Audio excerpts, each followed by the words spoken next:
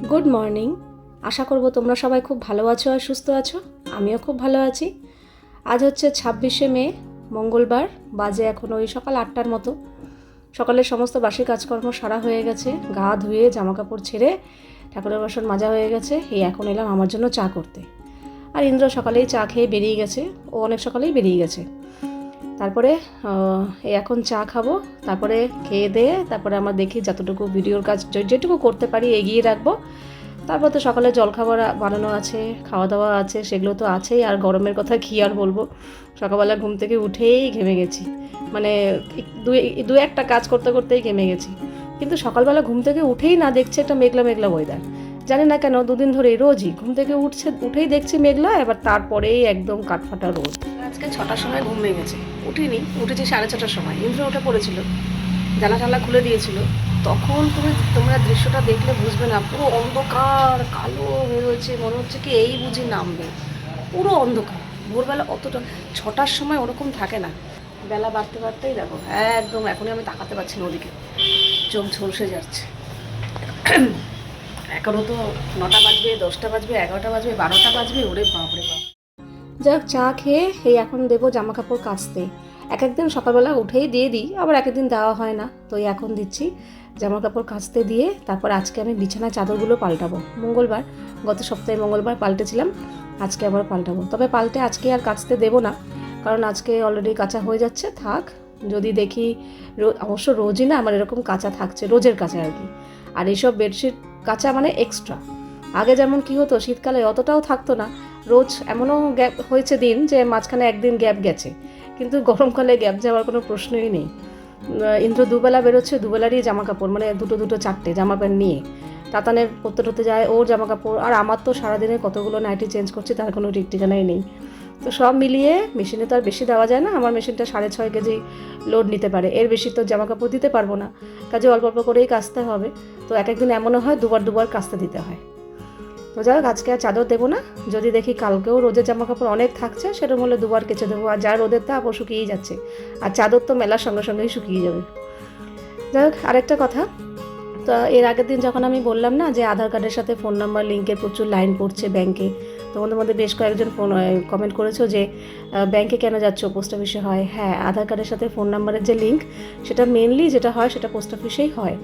আর যেই অ্যামাউন্টটা নেয়, সরকারি যে অ্যামাউন্টটা বাঁধা আছে সেটা 75 টাকা, সেটা পোস্ট অফিস থেকে নিচ্ছে। কিন্তু ব্যাংকে করতে গেলে অনেকটাই বেশি নিচ্ছে।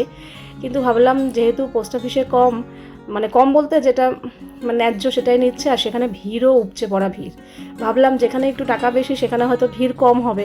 মানে কিছু কিছু ব্যাংক আধার কার্ডের কাজ করাচ্ছে লোক বসিয়ে আলাদা, তো তারা কিন্তু টাকা নিচ্ছে, কিন্তু সেখানেও উপচে পড়া ভিড়। আর সেই ভিড়ের কথাই তোমাদের সাথে আগের দিন শেয়ার করেছি। তো যেখানে টাকা বেশি নিচ্ছে সেখানেই যদি এরকম অবস্থা হয়, আর যেখানে নর্মাল টাকা নিয়ে পোস্ট অফিসে হচ্ছে সেখানে তো না জানি কত ভিড়।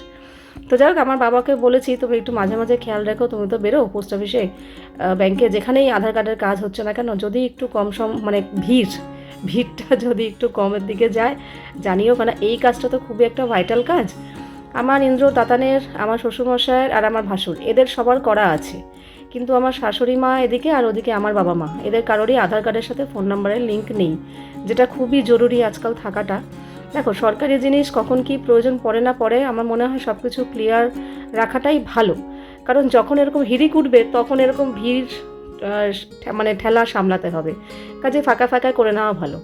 আমি যখন আধার কার্ডের সাথে ফোন নাম্বার লিঙ্ক করিয়েছি না, আমি বলো, ইন্দ্র বলো, তারপর তাতানের সাথে একদম ফাঁকা। মানে আমার যে ব্যাংকে অ্যাকাউন্ট ছিল সেই অ্যাকাউন্টেই হচ্ছিল, মানে সেই ব্যাংকেই আধার কার্ড করার জন্য একজন লোক বসতো, একদম ফাঁকা। আর আধার কার্ডের সাথে ফোন নাম্বারের লিঙ্ক করতে গেলে না বায়োমেট্রিক লাগে, তারপর ফেসের ফটো তোলে, এগুলো না সাইবারে নর্মালি হয় না, এগুলো যেখানে আধার কার্ডের কাজ করায় সেখানেই হয়। কাল রাতে টক দই বসিয়েছিলাম,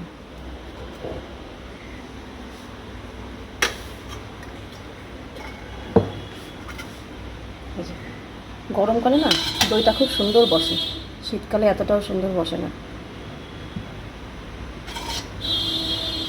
তো এটা খুঁজে রেখে কাজ করছিলাম, হঠাৎ করে দেখলাম মেঘলা হয়ে গেল। মেঘলা হয়ে যাওয়ার পর এখন দেখছি বেশ মানে একটু ফোঁটা ফোঁটা বৃষ্টি পড়ছে, আর ফোঁটাগুলো বেশ বড় বড়, কিন্তু রোদ, ঝলমলিয়ে রোদ। রোদের মধ্যে সামান্য একটু বৃষ্টি ফোঁটা, একটু আশার আলো, দেখেও যেন শান্তি লাগছে। যদিও কিছুই বোঝা যাচ্ছে না, তোমরা দেখে কিছুই বুঝতে পারবে না, কিন্তু পড়ছে। বেশ ঝমঝমিয়ে 1-1.5 ঘন্টা বৃষ্টি হতো, ওয়েদার পুরো ঠান্ডা হয়ে যেত। উফ, সেটা তো মনে হয় না হবে বলে। ওই রোদ উঠেছে, ওই এক্ষুনি কমে যাবে বৃষ্টি। ওদিকে পূজার বাসন মেজে এই জাস্ট গেল, আর আমিও সঙ্গে সঙ্গে চলে এসেছি এখানে রুটি করতে। সকালে একটু আটা মাখলাম, আমরা তাতানের জন্যই আটা মাখলাম, কারণ তরকারিটা করতে হবে না। যেদিনকে দেখি তরকারিও করতে হবে, তো সেদিনকে আর রুটির ঝামেলায় যায় না, অন্য কিছু করে নিই। কিন্তু আজকে আমার মা গতকাল তরকারি পাঠিয়েছিল, সেই তরকারিটা রয়েছে, তো তাই জন্যই আর কি তরকারি যেহেতু করতে হবে না, তাই জন্য একটু আটা মেখে রুটিই করে নিই। মা ঘুগনি পাঠিয়েছিল, ঘুগনি তো রাতে খাওয়া হয়ে গেছে। আর এটা হচ্ছে আলু, পটল, সোয়াবিন, পনির সব কিছু দিয়ে একটা তরকারি করেছিল। তো এইটা, আর সকালবেলা আটা মাখলাম আর রুটি করলাম, ওই তরকারি দিয়েই রুটি। এনে টেবিলে, আচ্ছা আচ্ছা ঠিক আছে। মাটন করেছি সেই কবে, রবিবার দিন, আর মঙ্গলবার হয়ে গেল। গতকালও মানে সময় ছিল তোলার, টেবিলের ওপর যে কুকারটা রেখে দিয়েছি তুলবো করে, আর তোলা হচ্ছিল না। তো আজকে ভাবলাম না, তুলেই দিই। এই বড় বড় বাসনগুলো আমার এই ওপরে তোলা থাকে, যেগুলো সব সময় লাগে না, মাঝে মাঝে লাগে। যেমন এই ইডলি মেকারটা আছে, তারপরে এই বড় কুকার, আরেকটাও কুকার আছে, আরও বড় বড় বাসন কিছু আছে, যেগুলো সব সময় লাগে না, মাঝে মাঝে লাগে। যেমন দেখো মাটন মাসে একবার হয়তো হবে, তো সেটা রেগুলার নিচে রেখে আর জাম করি না, এগুলো ওপরে তুলে দিই। যখন প্রয়োজন পড়ে নামিয়ে রান্না করি, আবার ওপরে তুলে রেখে দিই। তো সেটাই তোলা হয়নি। তো এখন কুকারটাও ওপরে তুলে দিলাম, আর এদিকে বাসন টাসন গুছিয়ে টেবিল পরিষ্কার করে তারপর চলে এসেছি দুপুরে রান্নাবান্নার জন্য। আজকে একটু ঝিঙে, দেখো গরমকালে তো পুরো গোনা গোনা সবজি, শীতকালে যেমন সবজির প্রচুর অনেক ভ্যারাইটিস, কিন্তু গরমকালে তো না, যে ঝিঙে, পটল, উচ্ছে, কুমড়ো এর মধ্যেই ঘোরাফেরা করে। কাজে কী খাবো, ওই এক ঝিঙে আলু পোস্ত। আর ঝিঙেটা খুব একটা কেউ পছন্দও করে না, একমাত্র পোস্ত করলেই খায়, তো পোস্ত আর কত করব। তো ভাবলাম আজকে একটু ঝিঙেটা ডালে দিয়ে দিই, সবজিটাও খাওয়া হবে, আর ডাল তো এমনি তো এখন নিরামিষ হয়, ডালটা তো লাগেই লাগে। তাই জন্য একটু ঝিঙে কাটছি। ঝিঙে দিয়ে নর্মাল মসুর ডাল ভাল লাগবে না, ঝিঙে দিয়ে একটু মুগ ডাল করব, নারকেল ঠারকেল দিয়ে জুটজাট করেই করব।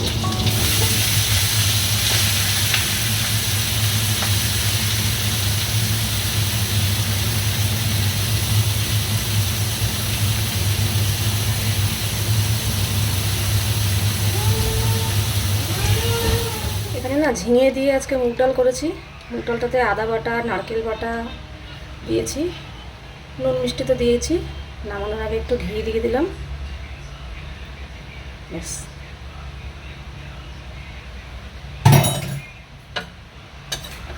ঝিঙে দিয়ে মুগ ডাল রেডি।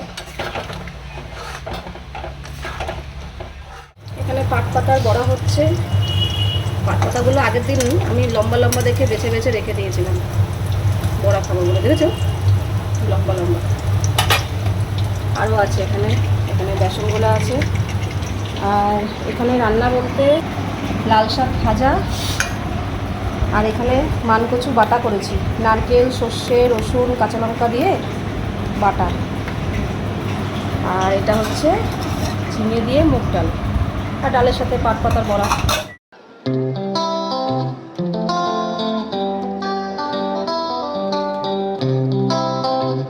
এগুলো তো খেয়ে দিয়ে বেরিয়ে গেছে। আর এই হচ্ছে আমার আর তাতানের পাট পাতার বড়া। যখন পাট শাকটা আনা হয়েছিল না, আমি ইচ্ছা করে বড় বড় দেখে পাতা বেছে রেখেছিলাম, তার জন্য বড়াগুলো দেখো কত বড় বড় হয়েছে, আর একদম মুচমুচে। আওয়াজ শুনেই বুঝতে পারছো, একদম মুচমুচে বড়া হেভি হয়েছে। এই বড়া দিয়ে লঙ্কা দিয়ে গরম গরম ভাত এমনিই খাওয়া হয়ে যায়, আর কিছু লাগে না। আর তার সাথে সব ফেভারিট খাবার আজকে কচু বাটা। আহা হা, গেছিলো পড়তে, পড়ার থেকে চলে এসছে, এসে দুধ খাওয়ার কথা ছিল, কিন্তু এখন বলছে দুধ খেতে ইচ্ছা করছে না। তো অল্প একটু মাখানা বাটারে ভেজে দিলাম, নে।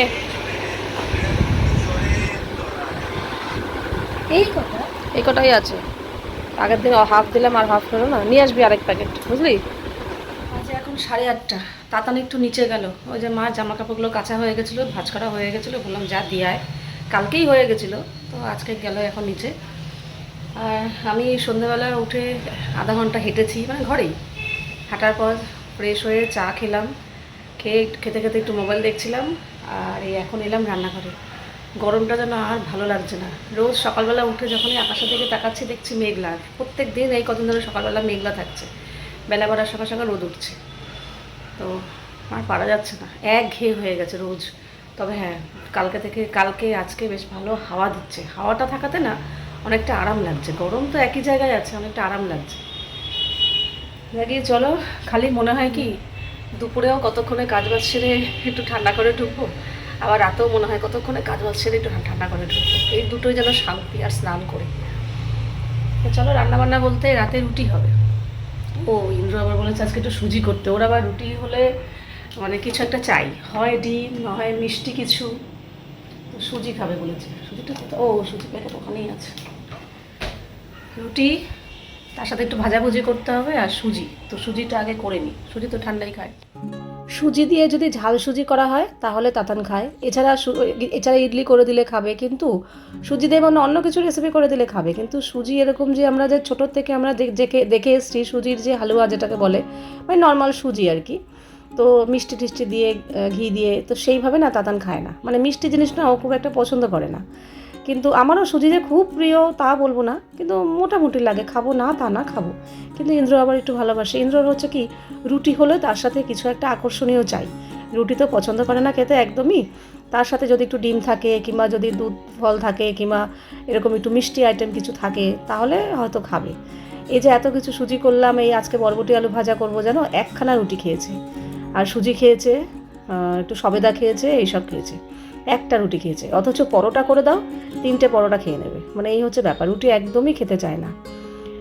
তো যাই হোক, সুজি করলাম মোটামুটি একটু, একদম কম, কত আর করবো, তাতান তো খাবেই না, আর আমিও খাবো কিনা ঠিক নেই, খাওয়ার পরে হয়তো অল্প একটু খেলেও খেতে পারি, মেনলি ওর জন্যই করেছি। তো আমার মা আবার সুজি কীভাবে করতো, নারকেল দিত, দুধ দিয়ে আর ঘিয়ে সুজি ভেজে, তো কাজু কিশমিশ ওটা দিয়ে বেশ ভালো লাগতো। কিন্তু ইন্দ্র আবার ওইসব, এটা এত জাঁকজমক খুব একটা পছন্দ করে না, করলেও হয়তো মাঝে সাঝে, কিন্তু আজকে কাজু কিশমিশও দেয়নি, নর্মাল এমনি একটু ঘিয়ে ভেজে নর্মাল জল দিয়ে করেছি, দুধও দেয়নি, এটাই পছন্দ করে। এর আগে একবার করেছিলাম, কিন্তু খুব একটা দেখলাম আহামরি লাগেনি, তাই আর করলাম না।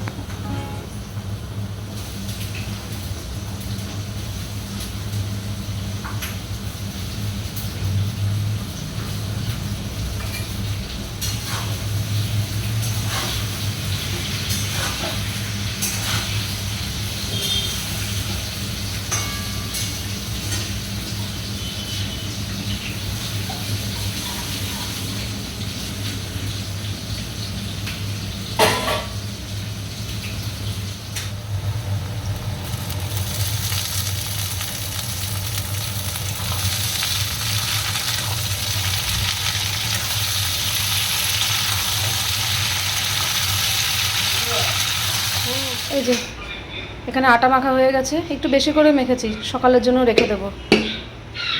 আর আর এখানে বরবটি আলু ভাজা, আর হচ্ছে সুজি করলাম প্লেন, কোনো কাজু কিশমিশ দেয়নি, কারণ ওরা খুব একটা পছন্দ করে না। তাতানের এখন অনলাইন ক্লাস হচ্ছে বাংলা। কেন স্যার কি বাংলা পড়িয়ে শেষ করতে পারছে না? বাংলা পড়িয়ে শেষ করতে পারছে না, এক্সট্রা ক্লাস করাচ্ছে। ও আচ্ছা, তাহলে ঠিক আছে। আর এখন বাজে 10:20। তা খাবি কখন? আমি রুটি করছি তো।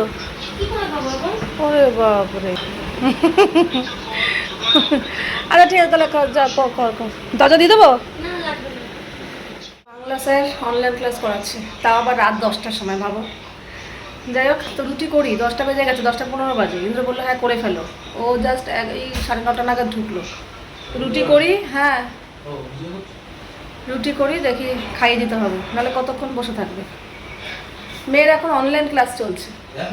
হ্যাঁ বাংলা স্যার 10টা থেকে এক্সট্রা ক্লাস করাচ্ছে, তো ওকে এখন খাইয়ে দিতে হবে। ঘরে এসি চালিয়ে বসেছে, ঘরেই দিয়ে আসি, বেকার আবার এখানে গরমের মধ্যে আসার দরকার নেই। নাও, এখানেই খেয়ে নাও। আরে ঠান্ডার মধ্যে এখানেই খেয়ে নাও, ওখানে গ্যাস ফ্যান চালাচ্ছি না, ধরো। বাজে এখন 11:30। তাতান তার মাঝখানে খেয়ে নিয়েছে, ভেবেছিলাম ওকে আমি খাইয়ে দেবো, কিন্তু খাওয়াতে হয়নি, এখনও অনলাইন ক্লাস চলছে। ও নিজেই মাঝখানে উঠে এসে খাবার নিয়ে গিয়ে খেয়ে নিয়েছে, ভালো হয়েছে। আমি তখন খেতে বসে পড়েছিলাম, তো খাওয়া দাওয়া কমপ্লিট হলো, রান্নাঘর পরিষ্কার, এবার যাবো গা ধুয়ে ঘরে ঢুকবো কতক্ষণে। এই ঘরটা হচ্ছে এখন আমাদের পুরো ফ্ল্যাটের মধ্যে এই ঘরটা হচ্ছে সবথেকে উষ্ণতম ঘর। ও তোমাদের মধ্যে সেদিনকে একজন কমেন্ট করেছো। আর কি, এবার তাহলে ডাইনিংয়েও এসি লাগিয়ে নাও, তোমার তো প্রচুর পয়সা। এবার ভাবছি একটু ডাইনিংয়েও এসি লাগিয়ে নেব, তাহলে রান্না করতে করতে একটু এসির হাওয়া খাবো।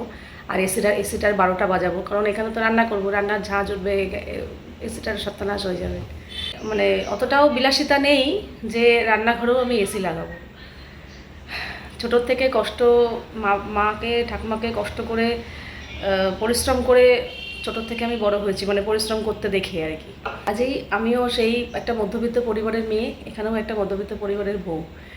কাজেই এত বিলাসিতা দুটো ঘরে রেখেছি। মেয়ে এখন বড় হয়েছে, ওরও একটা এসি লাগে, প্রয়োজনে চালাবো। এবার চালাবো কীভাবে মেনটেন করব সেটা সম্পূর্ণ নিজস্ব ব্যাপার, আমাদের ক্যাপাসিটি কতটা সেই বুঝে আমরা মেনটেন করব। কিন্তু লাগালাম, অনেক সময় অনেক কাজে লাগে। একটা সময় এমন হয় যে ওই ঘরের এসিটার প্রয়োজন নেই, এই ঘরে দরকার, কিন্তু আমাদের প্রয়োজন মিটছে না, তখন এই ঘরে যেতে হয়। আর যা এই বছর যা পরিমাণে গরম পড়েছে, আমাদের ওই ঘরটা মারাত্মক গরম ছিল, এসিটা খুবই দরকার ছিল এই ঘরে, তাই জন্যই লাগিয়েছি।